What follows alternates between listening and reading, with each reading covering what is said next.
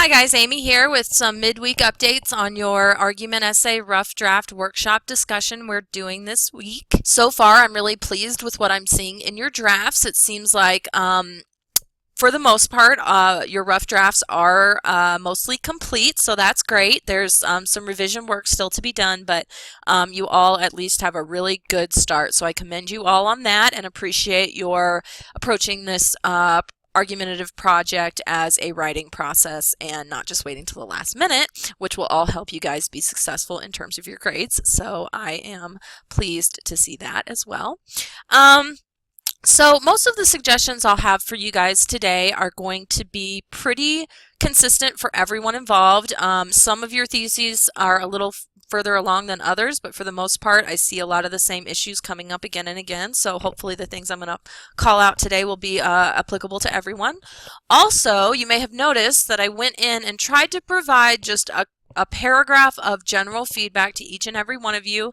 The primary strengths and weaknesses, usually just one of each that I saw, just to give you something to feel good about and also something to work on. As always, if you want me to take a look at your rough draft more in depth, please email me your draft with questions and we can proceed from there. But I did want to at least make sure that I read everyone's rough draft and gave you some pointers on what I thought would be the biggest things to address in your revision. So also, hopefully that will be helpful for you guys. So as is kind of already being implied in what I'm saying here, the biggest thing I want to address today are your thesis statements, because a good, strong thesis is the key to having an appropriately structured essay. So some of you have more work to do on your thesis statements in the first place. Some of you have great thesis statements already that you just need to follow along with a little more closely, and some of you guys are even further along than that. So let me just start by pulling up an example here. I'm going to pull up Mariah's rough draft because I think she's got a good representative sample of what I saw going on in a lot of your drafts. One thing I noticed that I also saw as I was grading argument essays for my English 122 class this semester was that I've had a lot of students scattering their points throughout an entire paragraph rather than summing it up into a succinct 1 to 2 sentence thesis statement. So even if you expound on your points throughout, say, your intro paragraph, you still want to sum it all up in a nice, neat, little concise package where you just list your main reasons in connection to your primary central claim. And then also throw in your surprising reversal if you're going to use that. So it's okay if you've already said those things in other sentences in your intro, but you still need to go back and offer that really tight thesis that sums everything up. So I'm going to use Mariah as an example here. Her paper is about legalization of marijuana. She has a really good surprising reversal statement here in the very first sentence of her introduction. Many people believe that medical marijuana shouldn't be legalized because it harms humans. That's a pretty big counterargument, I would say. She's turning it around with her reversal transition here, and then she's making an evaluation. Marijuana has great benefits and could help people in many ways. Then she goes on to provide some background information. She also presents her research question here, which was good to see. However, then at the end of the paragraph, she says, I have seen benefits firsthand and agree to legalization. Therefore, states should legalize medical and recreational marijuana in order to continue and increase society's benefits and have resulted from legalization in other 21 states. So very specific proposal here. That's great. So we have surprising reversal and we have a proposal, but they're not connected. One's at the beginning of the paragraph, one's at the end of the paragraph. So I would say maybe move this down so that it's in a closer connection to your actual proposal. Here we have 2 sentences for your thesis right next to each other now. That will be okay because here you're starting out with a quote or a question, which might actually hook your reader's attention. So this would be a fine sentence to start out with. And then down here, the thesis would read, many people believe that medical marijuana shouldn't be legalized in any states because it harms humans. However, marijuana has great benefits and could help people in many ways. Therefore, states should legalize medical and recreational to increase society's benefits. So that's a little bit more of a contained package for everything to go together in the thesis. Now, this person still, however, hasn't listed the individual points to support the overall central claim. So we do have the evaluation that there are benefits, and we do have a proposal, but there's no preview or essay map of the primary points that are going to be developed in body paragraphs. So I'm left asking, what exactly are the benefits that you're going to be arguing for? And so in this case, I can look to the body paragraphs. Because this is a surprising reversal statement, the first paragraph is kind of acknowledging and wallowing in the complexity of the alternative point of view, people who oppose legalizing marijuana. But then after that, there are paragraphs about the benefits of legalizing it. And so we have regulation here. This is kind of more of a proposal point, and I would move this to the end. But when it gets into the benefits, you know, this person's talking about reduction in crime. Let's see. Oh, I'm sorry. It is crime. Crime is introduced in this topic sentence. Okay, so we have a point about crime. We have a point about safety. We have a point about, let's see, this is another counter argument. And then it becomes a little bit more difficult to tell. I would say go back and look at these paragraphs and determine what your main points about the benefits are, and then list those directly in order here. So for example, has great benefits such as the ability to reduce crime, the ability to make cities safer, those kinds of things. Whatever your points are from your paragraphs need to be listed, boom, boom, boom, in the thesis statement, not just a generalization about that there are benefits. Tell us what they are. Okay, so along with that, you can kind of notice as I'm getting into later in this essay, it becomes a little bit more difficult to follow along with that claim because the points aren't outlined and topic sentences don't connect back to an outline of the points from the thesis. So let me give you another example. I'm going to go now to Ashley's original post, actually. Whoops. Okay. So here, just like we saw in Mariah's rough draft, there's several paragraphs here that we're going to see that start and end with evidence. So Ashley also has a really strong thesis, or at least a really strong start to a thesis. Violence cannot be solely critical on media. I think what this means is that violence cannot be totally blamed on media. There are many factors that play into children's and youth or young adults' behavior, including media content, viewers' personalities, life experiences, and the amount of time you play the video games. Okay, so I would be looking for these points, boom, boom, boom, and boom, in order in body paragraphs.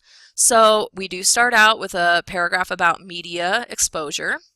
Okay, that's here.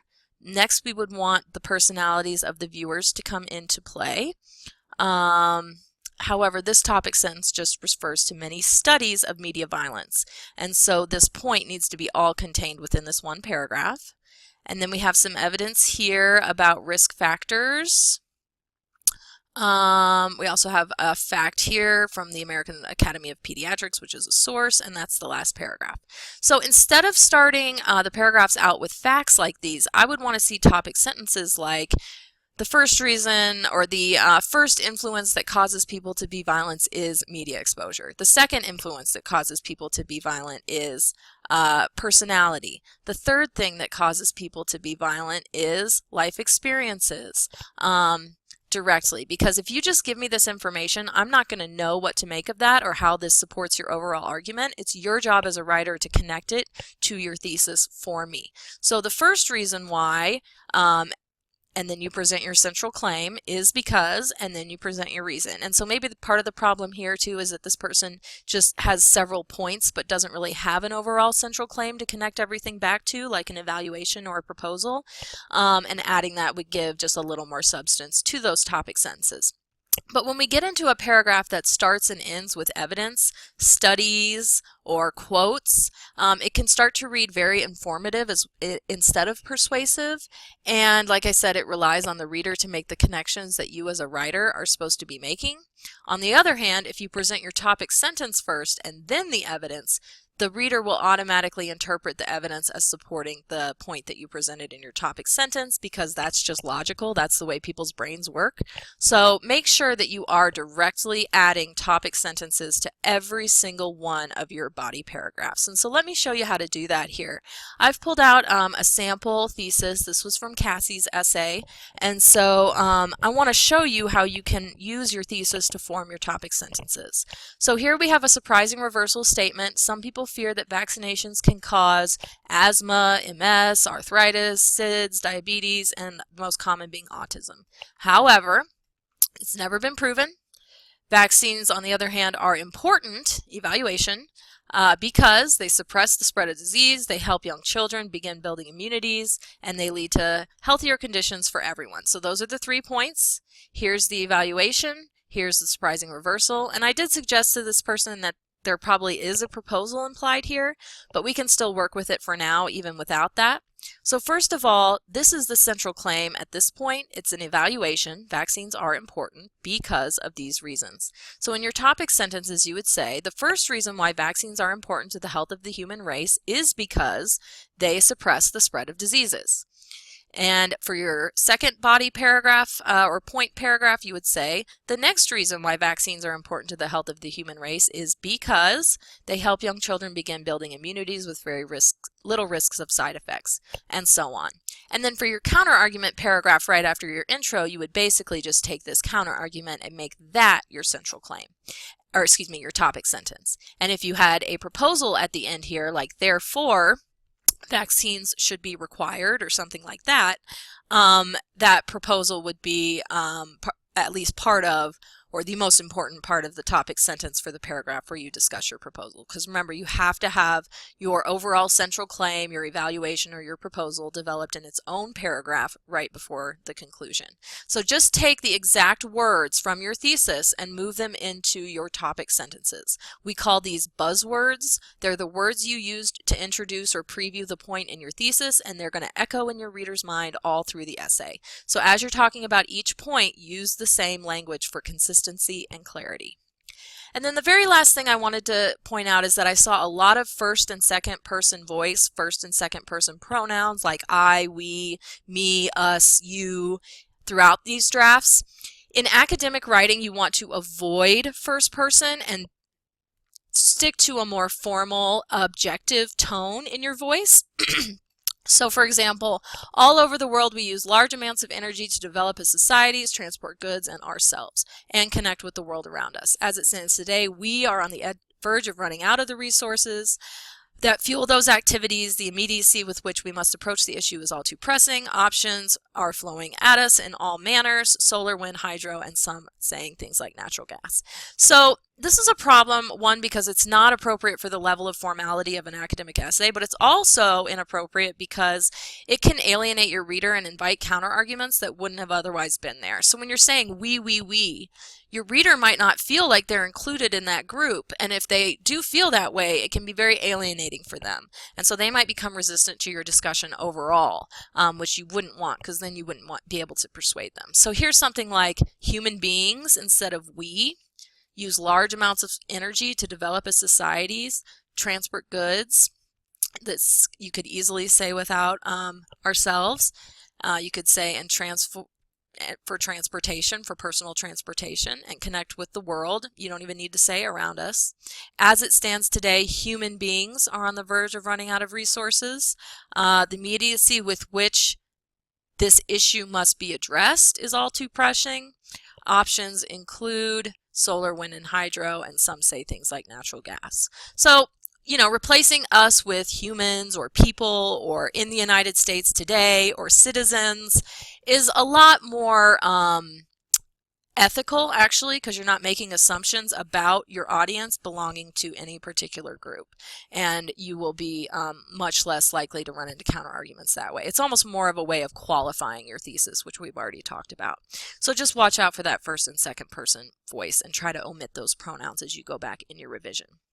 Okay, so as I've said, you guys are doing an excellent job so far. I've already seen some of the comments you've left each other, but I'll look forward to seeing more of those over the weekend and addressing them in my final comments on Monday. So keep up the good work this weekend. Thanks, and good luck.